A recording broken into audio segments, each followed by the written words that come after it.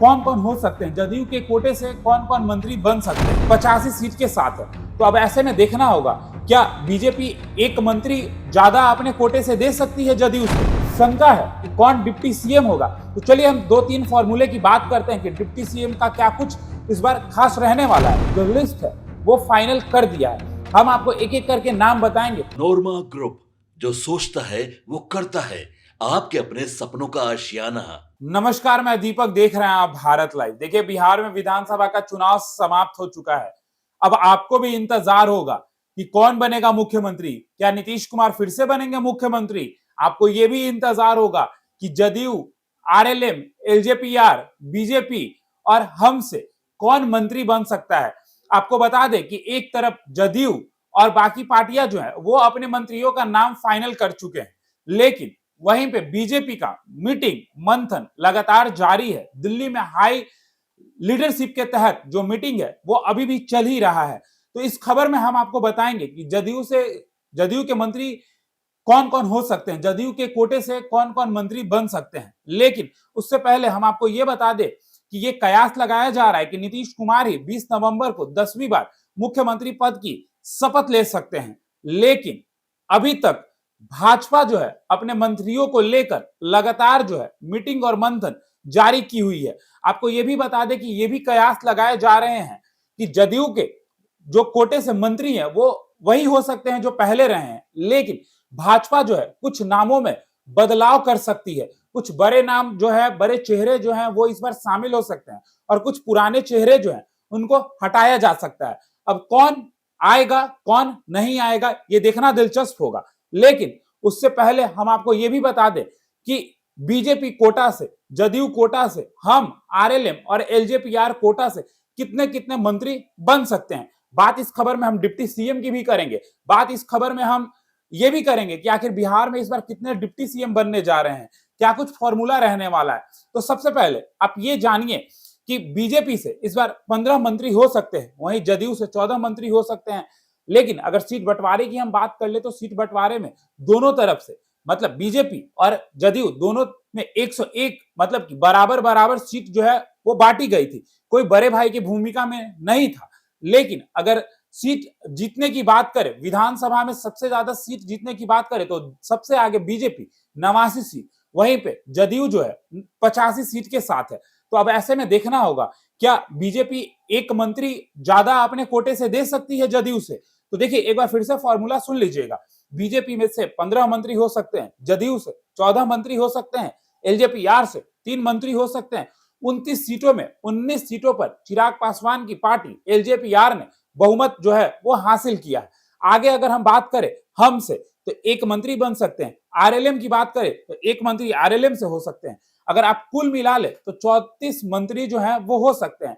34 मंत्री समेत एक डिप्टी सीएम या 3 डिप्टी सीएम, ये तो हम आगे आपको बताएंगे ही, और एक मुख्यमंत्री। मुख्यमंत्री में नीतीश कुमार के नाम का कयास जो है वो लगातार लगाए जा रहे हैं।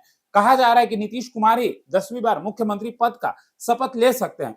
चलिए अब आगे हम आपको बताते हैं कि क्या कुछ जो है वो हो सकता है। सबसे पहली बात कि बीजेपी में दिल्ली में जो है बीजेपी को लेकर बीजेपी से कौन मंत्री बन सकते हैं बिहार में, इसका जो मीटिंग है वो लगातार दिल्ली में जारी है। टॉप लीडरशिप के तहत ये मीटिंग जो है वो जारी है कि किसके नाम पे मुहर लगेगा। लेकिन उससे पहले हम आपको बता दें कि डिप्टी सीएम को लेकर जो आपके मन में शंका है कि कौन डिप्टी सीएम होगा, तो चलिए हम 2-3 फॉर्मूले की बात करते हैं कि डिप्टी सीएम का क्या कुछ इस बार खास रहने वाला है।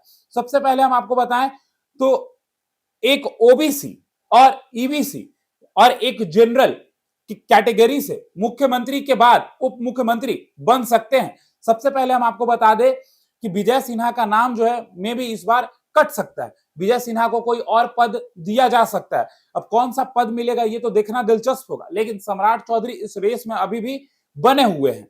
अब ये देखना दिलचस्प होगा कि सम्राट चौधरी के साथ कौन और उप मुख्यमंत्री बनेगा। एक और दूसरा आप देख सकते हैं कि 2020 में क्या कुछ फॉर्मूला रहा था।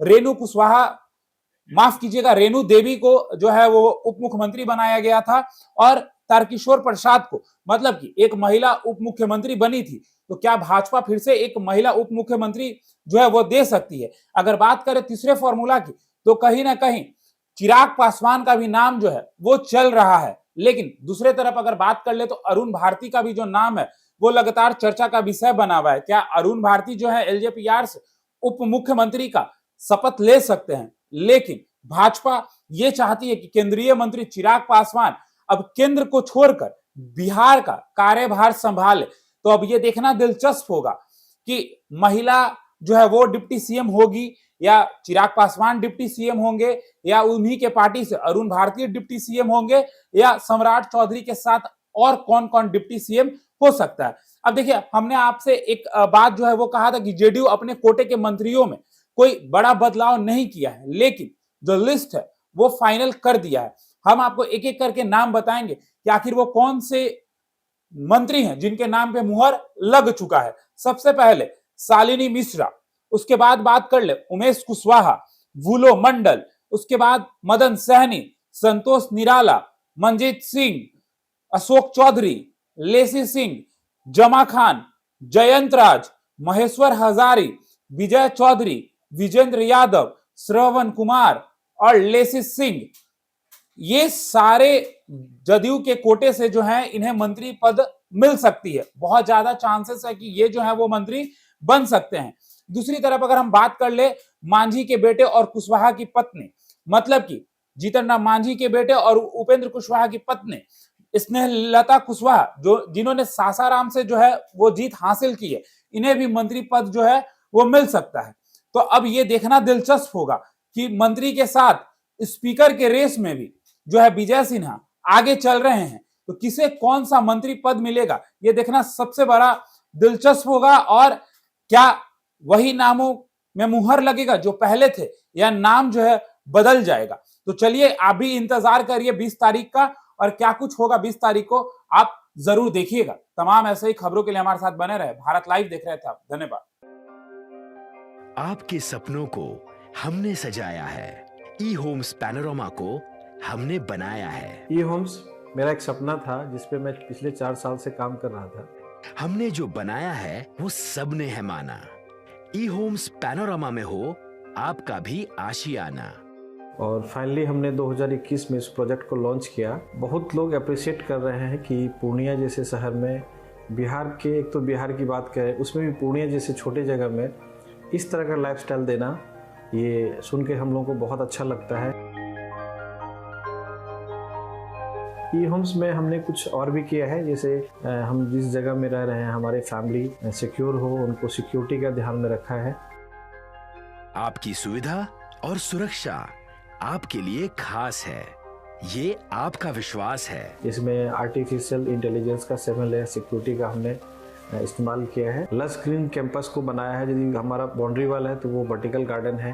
ये जितनी भी फैसिलिटी होता है एक इंटरनेशनल टाउनशिप में ई होम्स है, ये हम लोग विश्वास नहीं कर पा रहे हैं। जो भी हमारे मित्र दोस्त या जो भी हमारे बाहर के बाहर आते हैं तो हम लोगों को बहुत अच्छा सुनने को मिलता है और बहुत अच्छा क्रेडिट मिल रहा है। वो सारा हमने सिर्फ एक बिल्डिंग नहीं बनाया, हमें एक बहुत अच्छा लाइफस्टाइल दिया ई होम्स में, और मेरा एक सपना था जिसको मैं आज फुलफिल होते हुए देख पा रहा हूँ। ये आपका आवास है। ई होम्स पैनोरमा में अब आपका निवास है। E homes Panorama, luxurious lifestyle redefined. Panorama group, जो सोचता है वो करता है। अगर ये वीडियो पसंद आई और वह बिहार के राजनीति और बिहारियत से सरोकार रखेनी तो सब्सक्राइब बटन दबा के चैनल के सब्सक्राइब कर ली। ओजे एगो घंटी बा, ओकरा बटन दबा देला से कुल सटीक और मारक खबर रुआ मुफ्त में मिल जाई। अगर रुआ पत्रकारिता के हमनी के नया प्रयोग में सहयोग कर चाहतानी तो ज्वाइन बटन दबा दी। पेटीएम नंबर नोट कर ली 938681